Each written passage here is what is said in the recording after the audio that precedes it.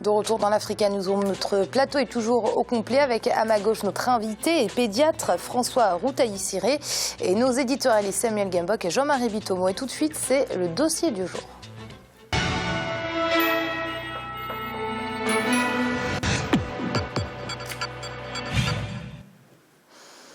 Et on poursuit notre semaine spéciale Rwanda avec un dossier du jour consacré à l'agriculture. La productivité agricole dans le pays est en hausse malgré des conditions géographiques et météorologiques trop souvent défavorables.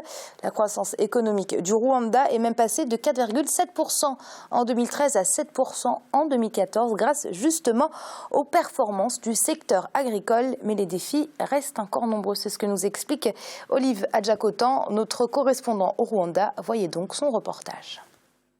L'agriculture rwandaise est en constante réforme depuis 2006. Mécanisation, introduction de nouvelles techniques culturelles et incitation des paysans à se regrouper davantage en coopérative sont autant d'innovations introduites dans ce secteur depuis une décennie. L'économie rwandaise a même enregistré une croissance de 3,3% de 2013 à 2014, en partie grâce à l'agriculture. Quelles sont les clés de la réussite de l'agriculture rwandaise ?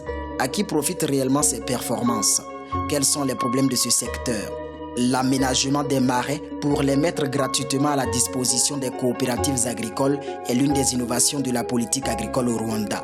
L'État a déjà aménagé à ce jour une centaine de marais. Ici à Kamonyi, à une trentaine de kilomètres de Kigali, la coopérative Impabaruta a bénéficié de cette mesure en 2015. 784 paysans exploitent 60 hectares pour produire surtout le maïs et les légumes selon les saisons agricoles. Nous préparons d'abord le champ. Après avoir préparé le champ, nous transportons le fumier et nous faisons avant tout le pépinière. Nous avions préparé des pépinières et ensuite nous plantons nos légumes suivant les dimensions qu'on nous a données. Nous avons reçu beaucoup de conseils des agronomes et nous pratiquons l'agriculture moderne. C'est la culture de l'aubergine qui a amélioré ma vie. Aujourd'hui, j'ai pu avoir une toiture moderne pour ma maison. Chaque semaine, je récolte 4 à 5 sacs d'aubergines dans ma parcelle. Je gagne par sac 5 à 6 000 francs rwandais. Le district de Rwamagana se trouve à l'est du Rwanda et est considéré comme l'un des greniers de riz du pays. Ici, 11 coopératives de riziculteurs de 3 districts de la province orientale ont décidé d'unir leurs forces depuis 1998 pour l'atteinte de l'autosuffisance d'ici à 2018. Kigabiro est à 64 km de Kigali. Ce marais de 53 hectares est exploité depuis plusieurs décennies par 76 riziculteurs. Ils produisent en moyenne 285 tonnes de riz par saison. Dans mes débuts au sein de cette coopérative, on m'a donné une petite portion de terre et j'étais sous surveillance. Après quelques années, les membres ont compris que je suis une agricultrice professionnelle. Ils m'ont confié d'autres parcelles cultivables. Je suis dans la production du riz depuis 1998 et c'est à partir de 2000 que j'ai commencé à bénéficier des fruits de l'adhésion à une coopérative de riz. Nous cultivons une seule variété de riz et cela est un réel handicap pour notre coopérative. On souhaite que les autorités nous aident à introduire de nouvelles variétés de riz pour qu'on puisse faire face à la farouche concurrence des variétés de riz venues des pays voisins et qui inondent nos marchés. Il y a 6 ans, dans le district de Kamonyi au sud du pays, Jean-Marie Dushimana s'est lancé dans la production de la banane plantain, l'une des cultures prioritaires au Rwanda depuis une décennie. Ce jeune de 45 ans a produit 7 tonnes de bananes sur une superficie de 750 mètres carrés en 2015. Il joue également le rôle de facilitateur agricole auprès d'autres agriculteurs. Je viens souvent en aide à mes voisins en leur expliquant les techniques culturelles dans leur domaine et cela pour le bon fonctionnement des activités agricoles. C'est ça un facilitateur agricole. J'ai également suivi plusieurs formations en agriculture pour être performant dans le secteur de la banane. Actuellement, mes activités vont bien, mais le problème majeur, ce sont les parasites qui déciment ma bananeraie. Je veux qu'on nous trouve d'autres variétés de bananes plus résistantes. Au Rwanda, l'État met également à la disposition de chaque coopérative au moins un agronome. Le Conseil de l'agriculture au Rwanda dispose actuellement de 300 agronomes. Cependant, plusieurs coopératives recrutent des agronomes privés pour une meilleure application des techniques culturelles. Cette coopérative produisait 3 tonnes par hectare avant mon arrivée, mais avec mes conseils et mes orientations, elle récolte 5 tonnes de riz par hectare.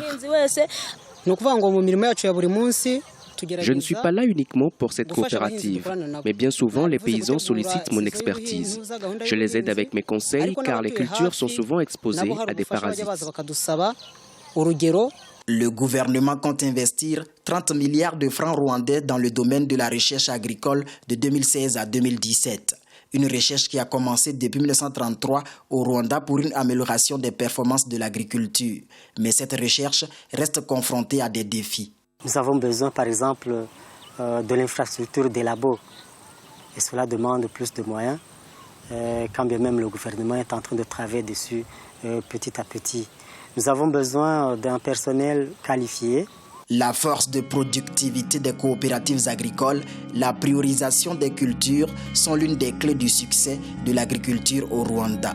Mais ce secteur souffre de plusieurs difficultés comme l'insuffisance d'infrastructures adéquates pour une meilleure mécanisation du domaine. Soulignons que l'agriculture contribue actuellement pour 33% du produit intérieur brut PIB du Rwanda et près de 80% des Rwandais sont actifs dans ce secteur. Monsieur Routaï-Siré, dans le reportage, on nous parle de 2006, il me semble, comme point de départ d'un secteur agricole vraiment efficace au Rwanda. Comment jugez-vous depuis les mutations de ce secteur?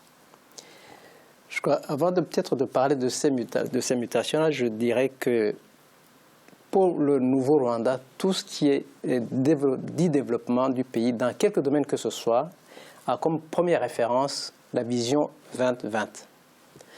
C'est un programme qui a comme premier but conférer au pays le statut de pays à revenus intermédiaires. Et il a défini plusieurs objectifs pour cela. J'en citerai quelques-uns. Il fallait qu'il y ait une bonne gouvernance, une gestion efficace des affaires publiques. Il fallait qu'il y ait un État efficace, un secteur privé dynamique, un capital humain qualifié et une agriculture moderne. Et c'est à partir de 2000 que cela a été défini. Et je crois que 15 ans après, 15 ans plus tard, je vais citer l'exemple je vais faire une citation. Il s'agit du responsable de la Banque mondiale. Il dit que l'expérience du Rwanda est riche d'enseignements sur la manière dont une agriculture et des filières alimentaires performantes peuvent faire reculer sensiblement la pauvreté. Cela ne s'est pas fait, pour revenir à la question que vous avez posée, à partir d'un certain moment, ça s'est fait vraiment progressivement. À partir du moment où les décisions étaient prises, à partir du moment où on savait où on voulait aller, à partir du moment où on a pu mettre en place, je crois que votre correspondant l'a signalé, les coopératives, je crois que les choses ont démarré vraiment à ce moment-là. Justement, Samuel, pour revenir sur ces coopératives qui se multiplient justement au Rwanda, manifestement, c'est ce qui leur a permis d'être plus efficaces et d'augmenter le rendement.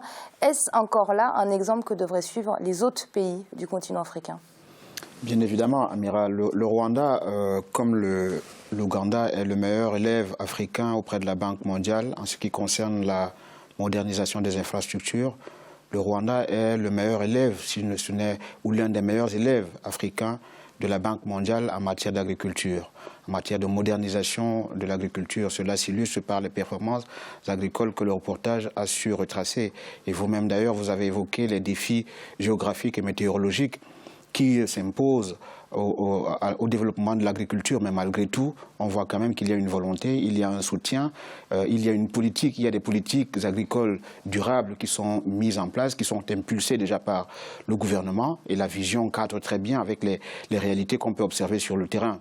Ce que je peux ajouter, c'est que ces coopératives évoluent bien évidemment avec la volonté et les mains des localités de ces régions. Mais en même temps, ces coopératives évoluent avec le soutien de l'État et des partenaires internationaux. Il y a le programme alimentaire, le programme mondial pour l'agriculture et la sécurité alimentaire qui bénéficie des soutiens de la Banque mondiale pour aider le Rwanda et ses localités. il y a des formations spécifiques sur les techniques d'exploitation, des techniques particulières d'exploitation du sol, parce que, comme on le rappelle souvent, c'est le pays aux 1000 collines. Et donc, la pratique agricole n'est pas toujours aisée. Et donc, on voit au-delà des défis climatiques ou météorologiques, la volonté de construire, par exemple, dans les localités auprès des coopératives, des barrages, des mini-barrages qui représentent environ 260 000 mètres cubes d'eau. Donc, ce sont des soutiens qui viennent aussi de l'État qui permettent de booster l'activité agricole. Oui, justement, Monsieur Rutaïsiré, vous nous l'avez dit, que la Banque mondiale avait identifié le Rwanda comme meilleur élève africain en termes de secteur agricole. Le pays a d'ailleurs été identifié comme le seul pays du continent qui a réussi à lutter contre la pauvreté grâce justement à l'agriculture. Pourquoi, selon vous, le Rwanda a réussi là où de nombreux autres pays ont échoué? Je crois qu'il doit y avoir plusieurs critères qui peuvent expliquer ça. La première chose, c'est je crois qu'il y a une conférence qui a eu lieu à Maputo et où plusieurs pays africains étaient représentés, qui avait décidé que chaque pays devrait consacrer au moins 10% de son budget à l'agriculture. Je crois que le Rwanda est un de ceux qui, il y en a sûrement d'autres, qui consacrent 10%, au moins 10% de son budget à l'agriculture. Ça, je crois que c'est la première chose. Les moyens, c'est toujours le nerf de la guerre. La deuxième raison, c'est que le Rwanda est conscient que le secteur, on ne peut pas développer un pays dont les besoins essentiels proviennent de l'agriculture sans s'intéresser à l'agriculture, sans résoudre le problème de l'agriculture. Et je crois que c'est à partir de ce moment-là que le pays a pu aboutir à des résultats que peut-être d'autres auxquels d'autres n'ont pas pu aboutir.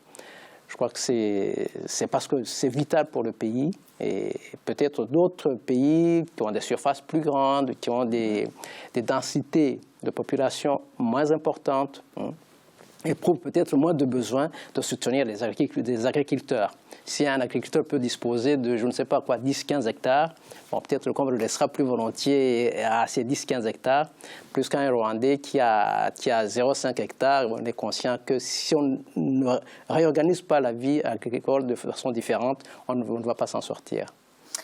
Jean-Marie, ce qui a été fait au Rwanda, c'est que de véritables mesures ont été prises. Il y a eu des comités de suivi. Par exemple, le pays a réussi à ne plus dépendre des aléas météorologiques comme la sécheresse ou les pluies abondantes, qui sont souvent dévastatrices, grâce à des mécanismes bien précis comme l'aménagement des marais. C'est là que tout commence, la maîtrise de l'irrigation pour tout pays qui ambitionne de développer son secteur agricole.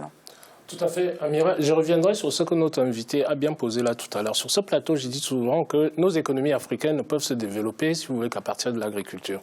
Et je prends toujours une base de référence qui est, je renvoie toujours, si vous voulez, à nos dirigeants africains d'aller se plonger dans les étapes de la croissance de Rostow, qui est un économiste qui a, c'est-à-dire fixer comment est-ce qu'un pays peut se développer économiquement. Si vous n'avez pas un secteur agricole dans lequel vous êtes dépendant de l'extérieur, c'est-à-dire il faut que votre population puisse manger. Donc le Rwanda a compris, si vous voulez, cette problématique-là. Et le Rwanda aujourd'hui, indépendamment de l'aspect politique, moi c'est un pays pour lequel je vote, comment dirais-je, les yeux fermés. Tout simplement pourquoi? Parce que le président Kagame, si j'enlève l'aspect politique, il y a des gens qui vont vous dire que bon, il n'y a pas de liberté politique et tout ce qui s'ensuit. Aujourd'hui, le Rwanda, par les institutions internationales, comme le disait tout à l'heure Samuel, le Rwanda a été classé comme étant un des pays les mieux gérés au monde. Et ça ne sort pas des classifications africaines. Ce sont des classifications mondiales. Donc, il faut saluer l'efficacité qui est mise en place par le dirigeant rwandais aujourd'hui, qui font en sorte que le Rwanda est en train de dépasser un tas de pays. Vous parlez de la pauvreté là tout à l'heure, Amira. De 1994, vous avez 80%, si vous voulez, de la population rwandaise qui était dans la pauvreté. En 2015, vous en avez combien? Vous n'en avez plus que 45%. On a divisé pratiquement ça par deux. Sachant très bien que vous avez 88% de la population, comme ça a été dit dans le reportage, 88% de la population qui dépend de l'agriculture. Donc à partir de là, on ne peut qu'applaudir des deux mains. Les stratégies, c'est-à-dire générales, globales, qui sont mises en place par le Rwanda sont toujours efficaces. Monsieur Rutaïsiré, très rapidement, parce qu'on va clôturer cette deuxième partie. Mais je crois juste une observation, c'est indépendamment de l'aspect politique du Rwanda. Je crois que la politique, c'est tout ça. La politique, c'est l'agriculture d'un pays. La politique, c'est la santé d'un pays. La politique, c'est tout ça. Et ça, le Rwanda l'a compris. Ceux qui voient juste le mot politique à travers la politique politicienne. Voilà. Ceux-là, ils critiquent le Rwanda. Mais le Rwanda a compris ce que c'est que une véritable politique dans un pays, c'est nourrir sa population, c'est éduquer sa population, c'est soigner sa population. Et à partir de là, et il le fait dans un consensus. On ne peut pas aboutir à tous ces résultats-là dans un système d'oppression comme les gens voudraient l'insinuer, dans un système où la politique est néfaste et tout ça. Non, on ne peut pas arriver à tout ça. Et c'est à partir du moment où les gens sont conscients de leurs besoins, de là où ils veulent aller, et qu'ils vont ensemble. C'est ça la politique de ce pays-là, et c'est la politique de M. Kagame. Et ça, ceux qui n'ont pas compris, je crois qu'ils ont un train en retard. Nous sommes tout à fait d'accord là-dessus, docteur. Je vous suis là-dessus. Et c'est l'heure de marquer une nouvelle pause. On se retrouve très vite pour la suite de l'Africa News. On remet tout de suite.